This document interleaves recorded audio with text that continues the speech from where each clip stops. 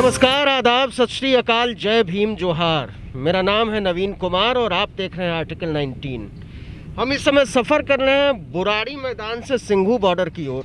दो किसानों के बीच एक रुका हुआ द्वीप है और उस द्वीप की एक सड़क पर हैं हमारे साथ हमारे कैब के ड्राइवर हैं और इनसे मिलकर बड़ा ताज्जुब हुआ मुझे। ये एक ऑडिबल की किताब सुन रहे थे, रिच डैड पुअर डैड। और जब मैंने इनसे पूछा कि क्या आप कोई गाना लगा सकते हैं तो इन्होंने कहा कि हाँ, आप कहें कैसा गाना सुनना पसंद करेंगे। मैंने कहा अपनी पसंद का लगा दीजिए आप। तो इन्होंने ये कहा कि मुझे तो किताबें पसंद हैं। और जब मैंने इनसे पूछा कि आप कितने पढ़े लिखे हैं तो इनका जवाब लाजवाब कर देने वाला था। पहले तो आप अपना नाम बताइए। सर, मेरा नाम गोविंद है और मैं कम से कम 6 साल से कैब चला रहा हूँ दिल्ली में। और मैंने पढ़ाई नहीं की, पढ़ाई मेरी 0 है। पहले मैं स्कूल में छोटा था, 5वीं तक मैं गया हूँ, उसके बाद नहीं गया। घर के फाइनेंस की वजह से मेरे पेरेंट्स बहुत पुअर टाइप के थे, तो पढ़ाई मेरी नहीं हो पाई। फिर करते करते लेकिन आपने कहा कि आपकी कोई पढ़ाई नहीं हुई, आप कभी स्कूल नहीं गए।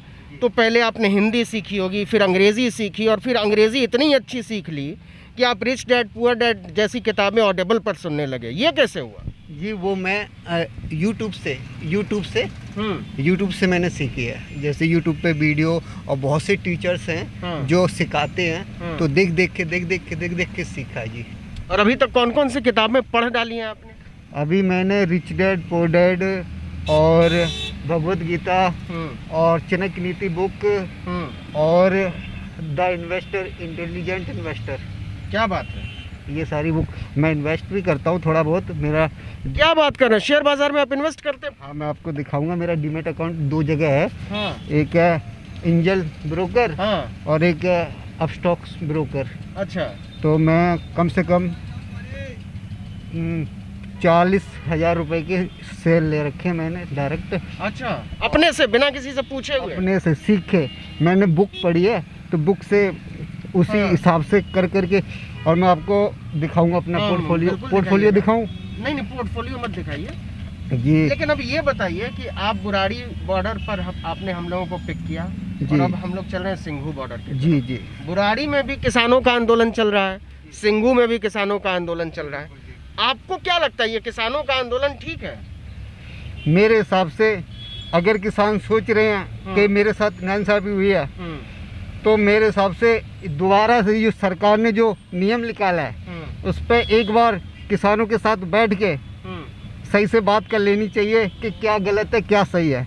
इसी में मसला होगा, नहीं तो बात बहुत आगे भी बढ़ सकती है, क्योंकि ये किसान की बात है। अच्छा गोविंद, ये बताइए कि ये टीवी वाले लोग ना कह रहे हैं कि ये किसान नहीं हैं, ये गुंडे हैं, ये आतंकवादी हैं, ये खालिस्तानी हैं, ये देश तोड़ने वाले हैं, ऐसी बातें कर रहे हैं। टीवी पर बड़े बड़े पत्रकार ऐसी बात कर रहे हैं। आपको क्या लगता है, ये सब गुंडे मवाली हैं जो बैठे हुए हैं? कौन, जो किसान? हाँ।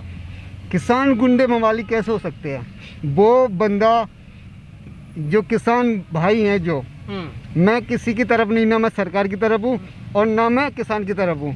मैं हूँ कैब ड्राइवर, मैं अपना काम करता हूँ और मुझे ना उनसे वो मतलब है ना उनसे। मैं जो समझ पा रहा हूँ मैं उतना ही बताऊँगा, क्योंकि किसान को लग रहा है कि कुछ तो गलत है, इसलिए वो आंदोलन कर रहे हैं। तो सरकार को बैठ के और किसानों के साथ जैसा मसला है वैसा सही करना चाहिए। मैं तो यही कहूँगा सरकार को, और किसान से भी ये कहूँगा कि तोड़ फोड़ ना करें, अपना जो भी आंदोलन कर रहे हैं शांतिपूर्वक से कर लें। और ये इस देश के बड़े बड़े पत्रकारों को जो टेलीविज़न पर बैठते हैं खिड़कियां खोलकर शाम को, उनको इस देश के इस साधारण आदमी की आवाज़ सुननी चाहिए और सीखना चाहिए और शर्म करना चाहिए जब वो ट्विटर के बक्से में लिखते हैं कि किसान दहशतगर्द हैं, जब वो बताते हैं कि किसान दरअसल देश को जलाने की साजिश रच रहे हैं, जब वो कहते हैं कि किसानों का ये आंदोलन देश को तबाह बर्बाद कर देगा। गोविंद, ये बताइए कि आंदोलन से कोई चीज़ बदलती है कि नहीं बदलती? अगर आपको लगेगा कोई चीज़ ठीक नहीं है तो आप उसका विरोध करेंगे कि नहीं करेंगे? अगर हमको लगेगा हमारे साथ नाइंसाफी हुई है तो विरोध करना चाहिए, क्योंकि जब तक विरोध नहीं होगा ना तब तक सामने वाला नहीं समझ पाएगा कि इसको मुसीबत क्या है, प्रॉब्लम क्या है। तो विरोध होना भी चाहिए, विरोध जरूरी है। गलत हो रहा है तो वहाँ पे विरोध होता ही है। ये सामने जो है गाड़ियों की कतारें आप देख रहे हैं, ये दरअसल समझ में आने लगा है कि किसानों ने जो घेराबंदी की है उसका ये असर है। लेकिन हम इस समय का सदुपयोग कर रहे हैं और हम गोविंद से पूछना चाह रहे हैं कि अब गोविंद आप ये बताइए कि अब आप पढ़ाई करना चाहते हैं? जी हाँ, अभी मैं पढ़ाई करना चाहता हूँ और मैं हाई स्कूल तक पढ़ाई करूँगा, क्योंकि मैं समझ पाया हूँ बचपन में मुझे किसी ने नहीं समझाया। मेरे माँ बाप पढ़े लिखे नहीं थे तो उन्होंने नहीं समझाया। क्या करते थे माँ बाप? मेरे माँ बाप, मेरे पिताजी थे वो ट्रक ड्राइवर थे, तो उन्हें इतनी नॉलेज नहीं थी पढ़ाई की मतलब क्या होता है। और जब मैं बड़ा हुआ तब इसका मैं तो समझा कि पढ़ाई का मतलब क्या होता है। और भाई बहन कितने हैं आप? मैं 4 भाई हैं और 4 बहनें, 8 टोटल है। 8 हैं। जी हाँ। और उसमें से किसी ने पढ़ाई लिखाई की, किसी को मौका मिला? नहीं, किसी को, सब ऐसे ही पढ़े हैं। कोई 5वीं तक पढ़ा है, कोई 8। तो अगर मान लीजिए कि स्कूल में मुफ्त पढ़ाई मिलती, खाना भी मिलता, तो आप पढ़ पाते? बिल्कुल पढ़ पाते, बिल्कुल पढ़ पाते। अगर ये सरकार जैसे भारत देशों में, विदेशों में अगर होता है, जैसे अमेरिका में चले जाओ, जापान में चले जाओ, कोई सी भी जगह चले जाओ आप, वहाँ पर सरकार अपनी जिम्मेदारी से पढ़ाती है, सारा खर्चा वही उठाती है। और वहाँ की इसलिए कंट्री इसलिए आगे बढ़ रही है क्योंकि वहाँ पे सारे लोग एजुकेटेड है। हमारा देश वैसे गरीब नहीं है, कुछ लोग इतने गरीब हैं, इसीलिए गरीब हैं क्योंकि वो पढ़े लिखे। मोदी जी से कुछ अपील करना चाहेंगे? आपको लगता है वो सुनेंगे?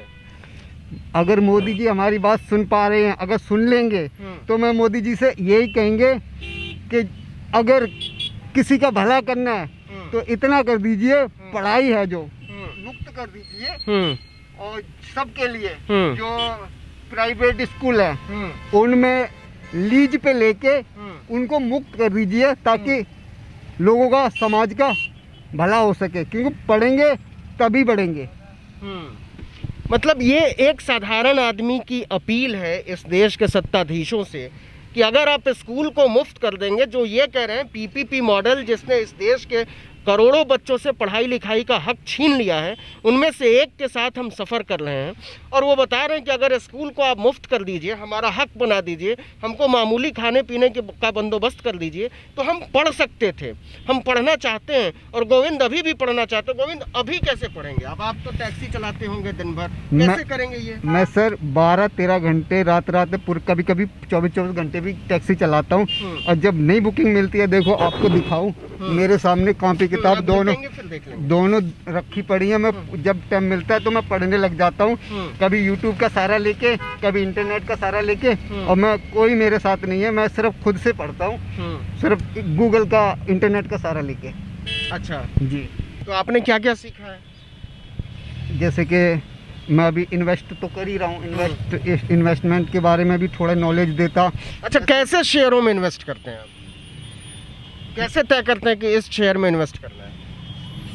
शेयर में उसको बहुत सी चीज़ें होती है, जैसे कि ये कंपनी कितनी सालों से कितनी पुरानी है, और दूसरी बात इसका मार्केट कैप कितना है। अच्छा। हाँ, लार्ज कैप की कंपनियां हैं और कम से कम 3% का ग्रोथ देती हूँ हर साल। अच्छा। ऐसी कंपनियां देखनी चाहिए।